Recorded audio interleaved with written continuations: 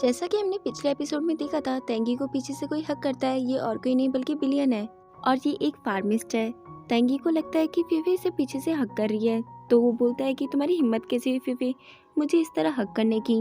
पर जब वो पीछे मुड़ के देखता है तो वो उससे बोलता है कि तुम यहाँ क्या कर रही हो। बिलियन उसका हाथ पकड़ने की कोशिश करती है तो वो उसका हाथ छटका देता है। तो बिलियन बोलती है कि तुम मुझे इतना नापसंद क्यों करते हो, क्या मैं इतनी बुरी हूँ जो तुम मुझसे ज्यादा अच्छा उस फीफे को मानते हो। तेंगी उसे वहाँ से जाने के लिए बोलता है। तभी वो देखती है कि सामने से फीफे आ रही है, तो वो जानबूझ के तेंगी को हक कर लेती है। फीफे भी ये सब कुछ होता हुआ देख गलत समझ लेती है और वहाँ से गुस्सा करके चली जाती है। इसे हक करने के बाद जब तेंगी उसे डांटता है तो वो सॉरी बोलती है। तेंगी उसे बोलता है कि मैं तुम्हें अपनी दादी की वजह से छोड़ रहा हूँ, वरना तो तुम सोच सकती थी तुम्हारे साथ क्या होता। फेफे अकेले बैठे तेंगी को काफी ज्यादा बुरा भला बोल रही होती है। तभी वहाँ पे तेंग तेंग आता है और उससे पूछता है कि क्या हुआ। तो फेफे बोलती है कि तुम्हारी पूरी फैमिली के अंदर कोई भी ऐसा इंसान है ही नहीं जिस पे ऊपर ट्रस्ट किया जा सके। तो तेंगी बोलता है कि मेरी फैमिली मेंबर्स काफी ज्यादा अच्छे हैं, उनके ऊपर हर कोई ट्रस्ट कर सकता है। और वैसे भी मुझे तो यहाँ पे तेंगी ने भेजा है क्योंकि उसको तुम्हारी काफी ज्यादा फिक्र हो रही थी, क्योंकि ऑब्वियस कैटेगरी के कुछ लोग यहाँ पर आ चुके हैं। यूशन मोरेन को जाके बताता है कि येनरेन का रात से पता नहीं चला है कि वो कहाँ पर है। बाद में वो सब लोग माउंटेन पे मिलते हैं येनरेन को ढूंढने के लिए। तो बाकी सब लोग तो पेयरिंग में हो जाते हैं, यानी दो दो की टीमें बच जाते हैं और तेंग तेंग अकेला ही जाने लगता है। बचते हैं वो तीनों। फीफे का हाथ पकड़ते वक्त गलती से तेंगी और मोरेन एक दूसरे का हाथ पकड़ लेते हैं। अब ये दोनों महाराज तो साथ जाने से रहे, इसलिए ये तीनों ही साथ में जाते हैं। फिर हम देखते हैं येनरेन को, जो अपने कमरे में बैठकर काफी सारा कुछ खा रही होती है और रो रही होती है। ये इसलिए रो रही होती है क्योंकि इसने देखा मोरेन कैसे फीफे को किस करने वाला था और वहाँ पर उन लोगों को दिन से रात हो जाती है येनरेन को ढूंढते हुए। तेंगी फीफे से पूछता है क्या तुमने उसे मोरेन के घर में चेक किया था। तो मोरेन बोलता है कि तुम्हारे लिए तो यही बेहतर है कि तुम येनरेन के साथ जल्दी से शादी कर लो और अपनी एक छोटी सी प्यारी सी फैमिली बना लो, ताकि उसके खोने का डर ही खत्म हो जाए। तो तेंगी उसे ताना मारते हुए बोलता है कि मोरेन देखा जाए तो मुझसे बड़े आप हो और मेरे अंकल भी, तो इस हिसाब से तो शादी आपको पहले करनी चाहिए ना कि मुझे। फिर हम देखते हैं फेंगली को। एक्चुअली पिछले एपिसोड में मैंने इसका नाम इसलिए नहीं बताया था क्योंकि इसका नाम फेंगली है और मिस्टर फेंग करके पहले से इसमें एक कैरेक्टर है, आप लोग कंफ्यूज ना हो जाओ इसलिए। तो फेंगली और यूशेंग की टीम होती है आपस में। यूशेंग तो काफ़ी फास्ट भाग रहा होता है मगर फेंगली उसका मुकाबला नहीं कर पाता, यानी वो उसके पीछे पीछे ही चल रहा होता है क्योंकि यूशेंग की सुपर पावर ही स्पीड है।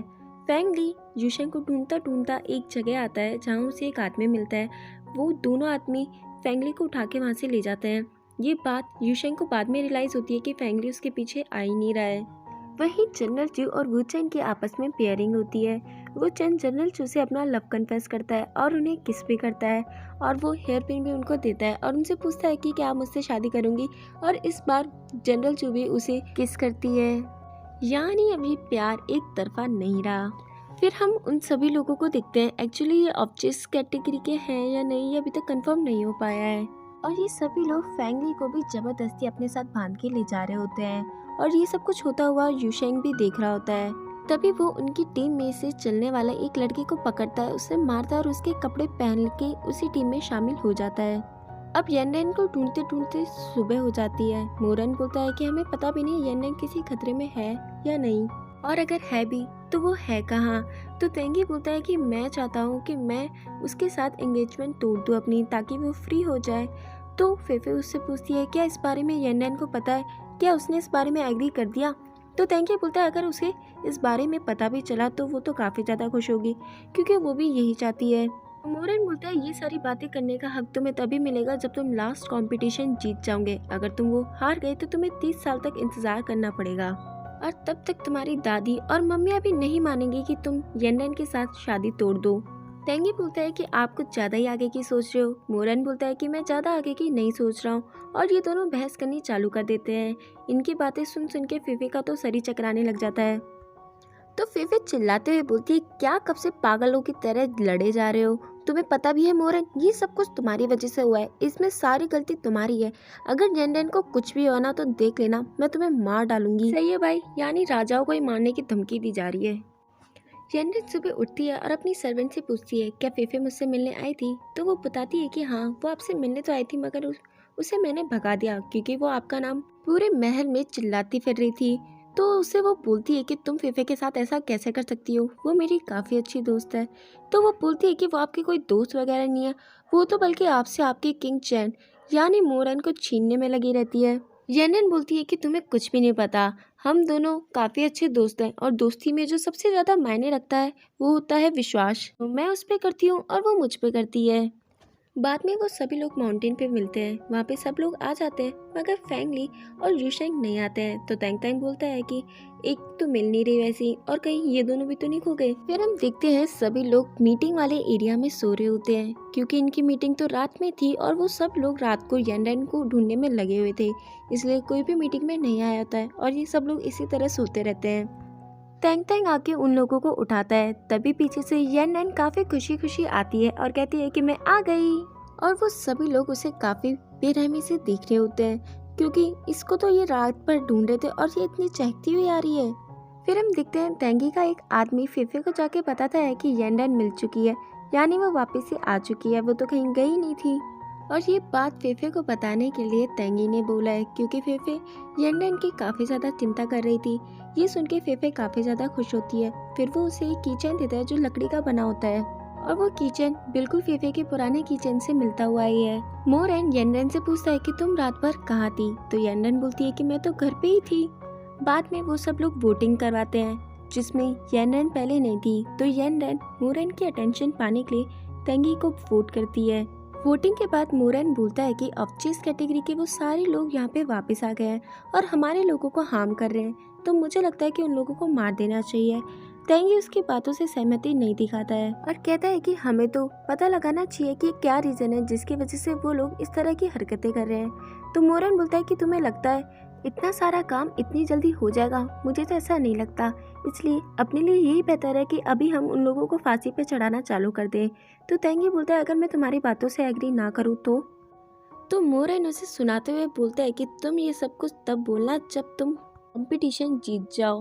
मीटिंग में एक और आदमी बोलता है कि अभी तक फैंगली और यूशेंग नहीं आए हैं, इसलिए हमारी टीम के अंदर तो कोई है नहीं, ये दोनों ही मोरन की टीम में हैं। तो वूचन खड़ा होकर बोलता है कि मैं चाहता हूँ कि मैं मोरन की टीम में चले जाऊँ तैंगी की टीम को छोड़कर, क्योंकि अभी जनरल चू की भी हालत सही नहीं है, ये भी थोड़ी बहुत इंजर्ड है और मैं इन्हें इस तरह नहीं छोड़ सकता हूँ। आखिरकार बंदे को मौका जो मिला अपना प्यार दिखाने का, ऐसे कैसे छोड़ देगा। और मोरन भी उसकी बात से एग्री कर जाता है। फिर से हम उन सब लोगों को देखते हैं जिसके पास फैंगली होता है, वो फैंगली को एक दवाई पिलाते हैं।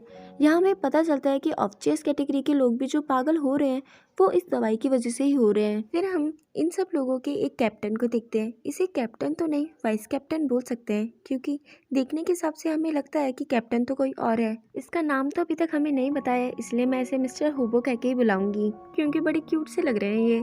उनसे एक आदमी पूछता है कि हम लोग इन लोगों को ये दवाई क्यों पिला रहे हैं। तो मिस्टर होबो रिप्लाई देते हैं कि हम कुछ बड़ा प्लान कर रहे हैं, हम चाहते हैं कि ऑब्जेक्ट कैटेगरी और जो अदर कैटेगरीज है उनके बीच में हम लड़ाई करवा सकें। अगर तुम्हें नहीं पता कि वो सब कुछ क्या है तो अपने दिमाग के घोड़े मत दौड़ाओ। और ये सारी बातें यूशेंग भी वहाँ पे खड़ा हुआ सुन रहा होता है। नहीं, वो लोग उन सभी लोगों को कहीं और ले जा रहे होते हैं। तभी यूशेंग सोचता है कि ये अच्छा मौका है कि मैं फैंगली को उनके चंगुल से छुड़वा लूं, मगर तभी पीछे से कोई यूशेंग के ऊपर अटैक करता है। जो यूशेंग के पीछे से अटैक करता है वही मुझे इन सब की टीम का कैप्टन लगता है। बाद में ये सभी लोग यूशेंग को वहाँ पड़ा हुआ छोड़ के चले जाते हैं। हमें लगता है कि यूशेंग मर चुका है, मगर नहीं, यूशेंग नहीं मरा। हलवा है क्या जो इतनी आसानी से मर जाएगा। तैंगी फीफे के पास आता है और उससे पूछता है कि मुझे बताओ तो सही कि तुम मुझसे क्यों नाराज हो। तो वो बोलते हैं कि क्योंकि मैंने तुम्हें बिलियन को हक करते हुए देखा था। तो तैंगी बोलता है कि तुम गलत समझ रही हो, ऐसा नहीं है कि मैं बिलियन जैसी लड़कियों को पसंद करता हूँ, मैं थोड़ी अलग टाइप की लड़कियों को पसंद करता हूँ। जैसे देखो, तुम और येनरेन हो, भले ही येनरेन तुमसे ज़्यादा सुंदर दिखती हो, तुमसे ज़्यादा काबिल हो, तुमसे ज़्यादा अच्छे से मार्शल आर्ट की टेक्निक आती हो और अच्छे खासे बैकग्राउंड से रिलेट भी करती है, पर फिर भी मैं उसे पसंद नहीं करता हूँ। अब यहाँ पे हम सारे व्यूअर्स कंफ्यूज हो जाते हैं कि तैंगी फीफे की बुराई कर रहा है या फिर अपनी पसंद बता रहा है। अपनी इतनी सारी बुराई सुनने के बाद फीफे वहाँ से गुस्सा करके चली जाती है। फिर हम देखते हैं येनरेन फीफे से मिलने आती है। वो फीफे को सारी बात बताती है कि वोटिंग करते वक्त क्या क्या हुआ और अब उसे डर लग रहा था कहीं उसकी गलत वोटिंग की वजह से मोरन हार ना जाए।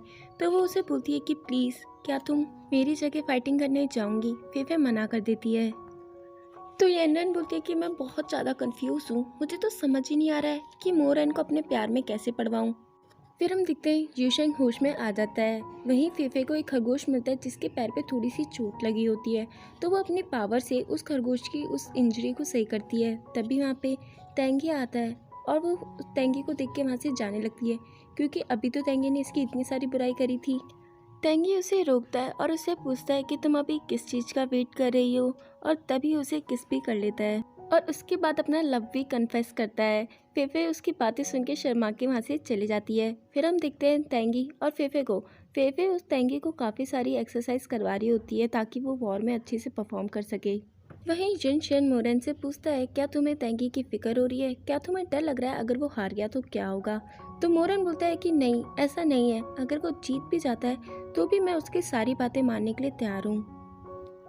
एंड नाउ फाइनल कंपटीशन वाला दिन आ जाता है। टीम मेंबर्स देख लेना यार अपने आप कौन किसकी टीम में है। सभी लोग वॉर के लिए तैयार होते हैं। जैसा कि हमने पिछले एपिसोड में देखा था, ये लोग वॉर माइंड के अंदर करते हैं, यानी इमेजिनेशन में ही करते हैं, बट ये वाली वॉर इनकी रियलिटी में होने वाली है। बट इनके सारे वेपन्स नकली है, ये नहीं चाहते कि कोई भी इस वॉर के अंदर मरे।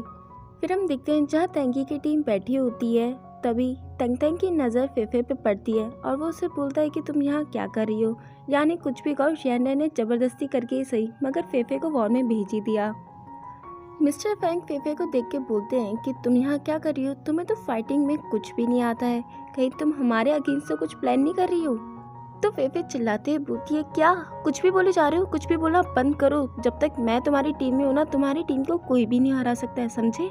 मोरेन और उनकी टीम तेंगी की टीम को हराने के लिए तैयारी कर रहे होते हैं। वहीं फेफे भी तेंगी की सारी टीम मेंबर्स को समझा रही होती है कि उन्हें कैसे फाइट करनी है। तो मिस्टर फैंग वापस से बोलते हैं कि तुम होती कौन हो हमें समझाने वाली, तुम्हें तो खुद को ही कुछ नहीं आता। तो तेंगी मिस्टर फैंग को बोलता है कि आप तो चुप ही रहो तो बेहतर है, और तुम सब भी अपने अपने कान खोलकर सुन लो, सब फेफे की सुनेंगे, जो फेफे बोलेगी तुम सबको वही करना पड़ेगा। यानी अब फेफे की तो चांदी ही चांदी हो गई है। एंड फाइनली इन लोगों के बीच में कंपटीशन स्टार्ट हो जाता है।